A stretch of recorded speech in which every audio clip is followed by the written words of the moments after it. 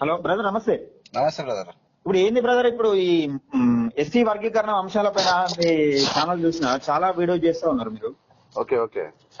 అయితే ఏంది ఇప్పుడు మందకృష్ణ మాదిగ గారి పోరాటం 30 ఏళ్ల పోరాటం అంతా ఉత్తదేనా, లేకపోతే ఇప్పుడు ఎవరిని డామినేషన్ చేద్దామని అనుకుంటారు? ఒకవేళ నిజంగా ఇది వర్గీకరణ జరిగితే మందకృష్ణ మాదిగ స్వార్థం కోసం చేస్తున్నట్ట? మీరు ఏంది 30 ఏళ్ల పోరాటాన్ని చాలా చులకన చేసి మాట్లాడుతున్నారు. అసలు దీని వెనుక ఆంతర్యం ఏంటి, మీరు అనుకునే విధానం ఏంటి? ఎవరు 30 ఏళ్ల పోరాటాన్ని ఎవరు చులకన చేయలేదు. ముఖ్యంగా ఇలా మందకృష్ణ గెలిచిండని అనుకోవడం పెద్ద పొరపాటు. మందకృష్ణ గెలవడం కానీ, మందకృష్ణ గెలవడం అంటే ఇది గేమ్ కాదు, కబడ్డీ కాదు, ఇది క్రికెట్ కాదు. అంటే ఇప్పుడు సమాజం మొత్తం మరో అంబేద్కర్ అని చెప్తున్న నేపథ్యంలో మీరు దానికి వ్యతిరేకంగా ఎందుకు? నేను ఏమంటానంటే, ఎస్, అంబేద్కర్ అంటే ఏంది, అంబేద్కర్ తో మరో అంబేద్కర్ అని పోరాటం చేసుకోవడానికి. అంబేద్కర్ అంటే ఇప్పుడు సమాజం కోసం తన జీవితాన్ని వృధా. ఇప్పుడు అంబేద్కర్ కొంతమందిని తిట్టి కొంతమందిని మెచ్చుకొని అంబేద్కర్ అయ్యిండా? అంటే ఇప్పుడు మందకృష్ణ మాదిగ గారు ఏ సామాజిక వర్గాన్ని వెనుకకు నెట్టేసే ప్రయత్నం చేస్తున్నారని మీరు అనుకుంటున్నారు? ఆయన వెనుకకు నెట్టేసిండా ముందుకు నెట్టేసిండా అని పక్కన పెడితే, ఇది ఒక యూనిటీని, ఒక కుప్పను, ఒక ప్రశాంతంగా బతుకుతున్నటువంటి, అంటే ఎవరి పనులు వాళ్ళు చేసుకొని ఎవరి మీద ఈర్ష్య దేశాలు లేకుండా పని చేసుకొని దేశంలో పని చేసుకుంటూ పోయే సమాజం మీద ఉమ్మివేస్తా ఉన్నాడు మందకృష్ణ. బాధ పెడతా ఉన్నాడు, అడ్డగోలిగా మాట్లాడుతా ఉన్నాడు, తింటున్నారు అన్నాడు, పాములతో పోల్చిండు, దయ్యాలతో పోల్చిండు, సంపండి అన్నాడు, దాడులు చేపించిండు, అడ్డగోలిగా మాటలు మాట్లాడండి.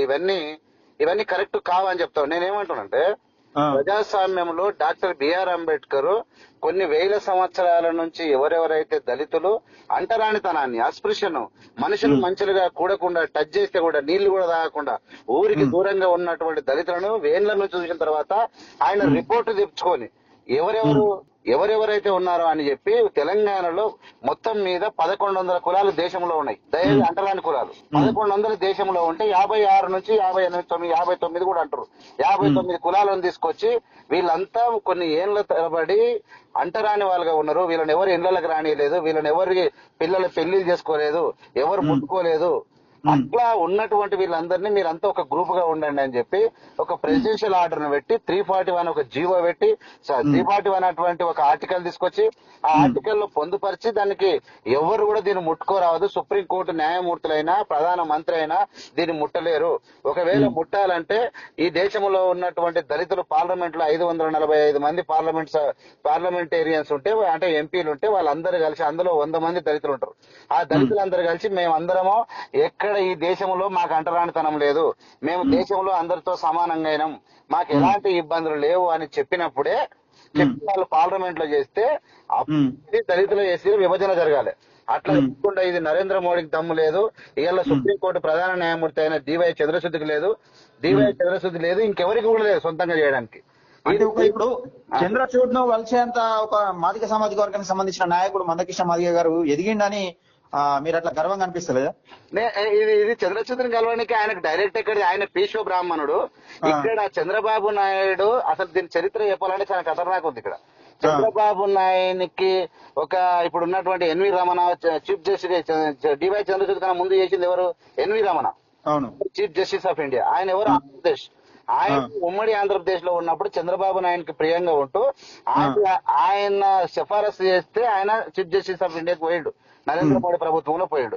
అయితే పంజాబ్ లో జరిగినటువంటి వర్గీకరణకు సంబంధించింది 2004లో, అంటే పంజాబ్ అది ఒక నిమిషం పక్కన పెడితే 2004లో చెన్నై అనేటువంటి వ్యక్తి ఆంధ్రప్రదేశ్ నుంచి సుప్రీంకోర్టుకు పోయిండు. సుప్రీంకోర్టు 5 మంది జడ్జిలతో కూడిన ధర్మాసనం ఇది ఎస్సీలను విడదీయలేమని చెప్పేసింది క్లియర్ గా. ఎందుకంటే ఇది ఒక హోమోజేనియస్, అంటే అన్ని ఇబ్బందులు కలిగినటువంటి కుటుంబాలను కలిసి ఒక గ్రూప్ చేసినాం. ఇది ప్రెసిడెన్షియల్ ఆర్డర్ తో కూడుకుని ఉన్నది. ఈ 341 జీవోని చేయాలంటే పార్లమెంట్ లో అమెండ్మెంట్ జరగాలని చెప్పారు వెరీ క్లియర్ గా. అంటే ఇప్పుడు మందకృష్ణ మాదిగ గారు ఏం చెప్తున్నారంటే, ఎస్సీలను చాలా జాతులు మాకు ఏది అసెంబ్లీ గేట్ కాదు, గ్రామ పంచాయతీ గేట్ కూడా, ఇప్పుడు గ్రామ పంచాయతీలో అడుగుపెట్టిన జాతులు కూడా ఉన్నాయి, వాళ్ళకు కూడా సమన్యాయమైన న్యాయం జరగాలని కొట్లాడుతున్నా అని చెప్తున్నారు. అంటే నువ్వు జాతి దూరం కొట్లాడితే ఎస్సీ జాతుల కోసం అని పెట్టకుండా మాదిగ రిజర్వేషన్ పోరాట సమితి ఎందుకు పెట్టావు? ఈ మాదిగ రిజర్వేషన్ పోరాట సమితి ఎప్పుడు వచ్చింది? 1994లో వచ్చింది. 1994లో వచ్చే వరకు ఎంతవరకు ఎవరెవరు ఎన్ని జాబులు ఉంటారు? మందకృష్ణ మాదిగ రిజర్వేషన్ పోరాట సమితి పెట్టక ముందే ఎప్పుడు ఈ దేశంలో ఉన్నటువంటి మాదిగలు మాలల కన్నా అత్యున్నతమైన పదవులలో ఉన్నారు. ఫర్ ఎగ్జాంపుల్ బాబు జగ్జీవన్ రావు. ఒకటి బ్రదర్, ఇప్పుడు ఇది మాట్లాడుతున్నారు కదా, నేను ఏమంటున్నా అంటే ఇప్పుడు మాల సామాజిక వర్గాన్ని ఇప్పుడు మాదిగ సామాజిక వర్గాన్ని డామినేట్ చేస్తుందని, మాల సామాజిక వర్గాన్ని తొక్కేయడం కోసమే ఈ రిజర్వేషన్ చేస్తున్నారని, మాల సామాజిక వర్గాన్ని ఈ రిజర్వేషన్ ఎస్సీ వర్గీకరణ చేస్తున్నారని కొందరు ఆరోపణలు చేస్తున్నారు. అంటే ఎవరిని ఎవరు డామినేట్ చేయడు ఈ భూమి మీద, ఎవరిని ఎవరు కూడా డామినేట్ చేయలేరు. ఎవరిని అంటే మాలలను మాదిగలు డామినేట్ చేయలేరు, మాదిగలు మాలలను డామినేట్ చేయలేరు. ఖచ్చితంగా విద్యార్థులు అనేవాడు పోటీ పడ్డప్పుడు ఒక టీం ఒకసారి గెలుస్తుంది, ఒక టీం ఒకసారి ఓడిపోతుంది. ఆ విధంగా ఉద్యోగాల విషయంలో అట్లా జరగవచ్చు తప్ప, అవకాశాలు అడగవచ్చు తప్ప ఒకరినొకరు ప్రతి ఉద్యోగ ఆఫీసులలో ప్రభుత్వ ఆఫీసులలో మాల సామాజిక వర్గానికి సంబంధించిన వ్యక్తులు ఎక్కువ ఉంటున్నారు, డామినేషన్ ఎక్కువ ఉందని అంటున్నారు. నేను అదే అంట, మొగని కొట్టి మొత్తుకోవడం అంటే ఇదే. ఏ ఉద్యోగాలైనా నేను ఒకటే ఛాలెంజ్ చేస్తా ఉన్నా. నేను ఆఫ్టర్ 90s 85 నుంచి మొదలు పెడితే ఈ మందకృష్ణ మాదిగ ఎప్పుడు 1970 నుంచి 1980 వరకు ఉన్నటువంటి లెక్క ప్రకారంగా అప్పుడు ఎవరో కొంతమంది మాదిగలు చదువుకోరు కాబట్టి ఆ బ్యాచ్ లో వచ్చినాయి. 90s తర్వాత మొత్తం మాదిగలే ఒక్కతనే కాదు, టోటల్ గా వీళ్ళు మాదిగలే ముందున్నారు. ఏమిట్లా ఇవాళ ఎంపీలు ఎవరనుకున్నావు? ఇవాళ మాదిగలు ఎంత తెలుసా? భారతదేశంలో బ్రాహ్మణుల తర్వాత అత్యధిక పదవులు అనుభవించినటువంటి జాతి తెలుసా మీకు? అది మాదిగ జాతే. ఉప ప్రధానికి వెళ్ళి మొదలు పెడితే, లోక్సభ స్పీకర్కి వెళ్ళి మొదలు పెడితే, మాయావతి 4 సార్లు ముఖ్యమంత్రి మాదిగ. ఎక్కడ? ఉత్తరప్రదేశ్ లో. సుశీల్ కుమార్ అందరికి లాభమే కదా, వర్గీకరణ జరుగుతూ అందరికి లాభమే కదా. ఏమంటుందంటే వర్గీకరణ అనేది చేయరానిది. అది వర్గీకరణ అనేది అంటరానితనం మీద ఏర్పడ్డది, లాభాల నష్టాల మీద కాదు. అంటరానితనం అనేటువంటి ఒక భావజాలం మీద ఏర్పడ్డది వర్గీకరణ. అనేది కాదు, వర్గీకరణ అనేది చేసేది కాదు. ఇక్కడ అంటరాని జాతులు మొత్తం ఒకదాన పెట్టినప్పుడు వర్గీకరణ చేసే దమ్ము ఎవరికి లేదు. వర్గీకరణ ఎప్పుడు చేయాలి? క్రిమిలేయర్ ద్వారా చేయాలి. క్రిమిలేయర్ దళితులకు వర్తించదు. దళితులు అభివృద్ధి కావాలంటే వాళ్ళకి పథకాలు ఎక్కువ పెంచాలి. వాళ్ళకి ఇప్పుడు ఉన్నటువంటి 15% రిజర్వేషన్లు సరిపోవు. జనాలు దేశంలో 23% మంది దళితులు ఉన్నారు. 23% కాకపోతే 33% రిజర్వేషన్లు పెట్టండి, దళితులు బాగుపడతారు. కేవలం మందకృష్ణ పబ్బం గడుపుకోవడానికి మందకృష్ణ బతుకు మారేది ఒక్కడు. నేను ఒక ఛాలెంజ్ చేస్తా ఉన్నా, ఈ దేశంలో ఉన్నటువంటి అత్యధిక పదవులు అత్యధిక మంది వాళ్ళే ఉన్నారు అని చెప్తా ఉన్నా. దీనికి ఎవడో ఛాలెంజ్ నా పైకి రమ్మను. పదవులలో, రాజకీయాల్లో, పదవులలో, ధనవంతుల్లో డబ్బులు మొత్తం చంపుతాయి. మాలలు మాత్రం త్యాగమూర్తులు. నువ్వు అంబేద్కర్కి వెళ్ళి మొదలు పెడితే, నువ్వు ఒక అంబేద్కర్ ని తీసుకో, దాని తర్వాత మనం సెకండ్ తీసుకుంటే భాగ్యరెడ్డి వర్మని తీసుకో, మన బివై తర్వాత బిఎస్ వెంకట్రావుని తీసుకో, బత్తల శ్యామసుందర్ తీసుకో, దాని తర్వాత భుజ తారకం తీసుకో, లేదంటే కత్తి పద్మరావుని తీసుకో, గద్దర్ను తీసుకో, ఎవరిని తీసుకుంటావో తీసుకో, జయరాజుని తీసుకో. వీళ్ళు ప్రజాస్వామ్యంలో మాలలు మొత్తం ఉన్నటువంటి వాళ్ళు కొవ్వతలు ఇప్పటి గోరెటి వెంకన్న వరకు కొవ్వతలాగా కరిగిపోయారు తప్ప ఎవరికి కూడా గుంట భూమి లేదు. ఎవరికి కూడా మాల మేధావులు మొత్తము ఈ విధంగా పనిచేశారు. మాదిగలను ఎక్కడ కూడా దూరం పెట్టలే మాల మేధావులు. మాదిగలందరినీ ఒక చోటికి చేర్చినటువంటి ఒక అత్యుత్తమైనటువంటి ఒక మాదిగలను కలిపి సమానంగా అభివృద్ధి చేయడానికి ప్రయత్నం చేసినటువంటి మేధావులు మాలలా ఉంటే, వీళ్ళు మొత్తం విషయం చెమ్ముకుంటా. ఎవరు? మోత్కువల్లి నరసింహ, మందకృష్ణ మాదిగ, వీళ్ళందరూ ఏం చేశారు? విషయం చెప్పారు. ఇప్పుడు ఉప ముఖ్యమంత్రులు తెలంగాణ రాష్ట్రంలో 4 ఉన్నారు. వీళ్ళు తెలుసా నీకు? కోనేటి రంగారావు మాదిగ ఉప ముఖ్యమంత్రి ఉమ్మడి ఆంధ్రప్రదేశ్ లో. ఇలా దామోదర రాజనరసింహ ఉమ్మడి ఆంధ్రప్రదేశ్ లో ఉప ముఖ్యమంత్రి, రాజయ్య ఉప ముఖ్యమంత్రి, కడియం టీఆర్ ముఖ్యమంత్రి. ఇలా 75 ఏళ్ల భారతదేశం లోపల తెలంగాణ తెలుగు రాష్ట్రాల్లో మాలోడు మొన్న 6 నెలల కింద ఉంటే 60 సార్లు తెచ్చిండు. నువ్వు బట్టి విక్రమార్కని 60 సార్లు తెచ్చిండు మందకృష్ణ. ఏ లెక్కన మాట్లాడుతారు వీళ్ళు? ఏమైంది? ఇవాళ తెలంగాణ రాష్ట్రంలో ఉన్నటువంటి సర్పంచులు ఎంత? 1440 మంది సర్పంచులుంటే 1400 మంది సర్పంచులుంటే 1040 మంది వాళ్ళే ఉన్నారు సర్పంచులు మాదిగలు. మాదిగ సామాజిక వర్గాన్ని కూడా వెనుకకు నెట్టేసే ప్రయత్నం చేస్తున్నారంటారా మందకృష్ణ మాదిగ గారు? ఎవరిని? మాలలు మొత్తం వెనక్కి పోయారు. ఎప్పుడో మాల మొత్తం నేను ఏమంటే ఇవాళ మందకృష్ణ మాదిగలు తరుగుతారు ఫస్ట్.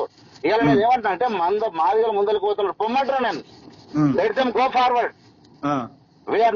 అంటే మాకు అక్కడ ఈర్ష గానీ మాకు ఏం ప్రాబ్లం లేదు. అంటే ఇప్పుడు మీరు చెప్పేదాని ప్రకారం మందకృష్ణ మాదిగ గారు మాదిగ సామాజిక వర్గానికి సంబంధించిన నాయకులు ఎదుగుతా కూడా ఓర్వలేని నేను చెప్తాను. నేను ఛాలెంజ్ చేస్తా ఉన్నా, Mandakrishna Madiga after Mandakrishna Madiga MRPS establishment who will become the leader చెప్పమన్నా. ఒక్కడు ఇవాళ మాదిగ లీడరు నిలబడితే తిరుగులేదన్న లీడర్ ఒక్కరు చెప్పమన్నా. ఒక్కరు లేడు, ఎవరిని ఎదగనే లేదు, ఎదిగే అవకాశమే లేదు. అప్పుడు మందకృష్ణ మాదిగ రాకముందు మాదిగలు ఐక్యతగా ఉన్నప్పుడు కారంచేడు గాని చుండూరు గాని ఉద్యమాల్లో దేశంలో కాదు రాష్ట్రాన్ని వణికించారు. ఎందుకు వణికించిన యూనిటీ ప్రాణ త్యాగాలు చేయగల సత్తా ఉంది. ఈయన వచ్చి పెట్టినాక ఇక పగలైనవి మాలలు మాదిగలు కొట్టుకోవాలి తన్నుకోవాలి. ఇది అంటే కొట్టుక తన్నుకాలు అన్నిట్లు సృష్టించండు మందకృష్ణ మాదిగ. వర్గీకరణ జరిగితే ఒకవేళ వర్గీకరణ జరిగితే మందకృష్ణ మాదిగ గారు కావాలని వర్గీకరణ చేసి నిన్న ర్యాలీ తీసిరు కదా, వర్గీకరణ జరగదు. వర్గీకరణ చేసే దమ్ము ఎవరికి లేదని చెప్తాను నేను. అంటే వర్గీకరణ జరగదు.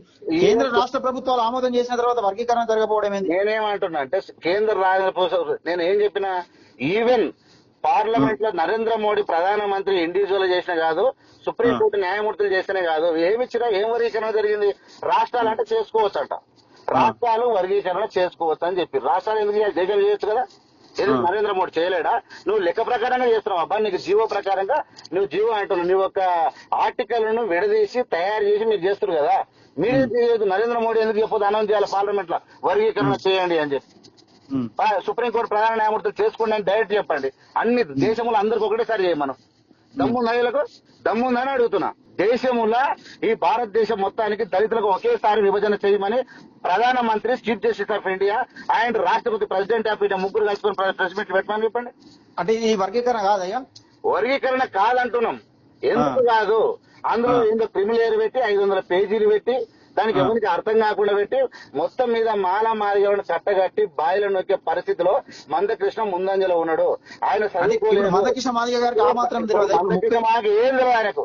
ఆయన ఏం చేయాలి? ఒక లాయరు ఒక చదువుకున్నాడు పేపర్ చదివి చెప్తే అట్లా అంటాడు అంతే. కాదు కదా ఇదంతా. అది కాకపోతే ఇంకేంది చెప్పమని ఎవరినో అంటున్నా. ఇవాళ మాదిగలు వెనుకబడ్డరు, మాదిగలు అంతకన్నా వెనుకబడ్డరు, అంతకన్నా వెనుకబడ్డరు అన్న.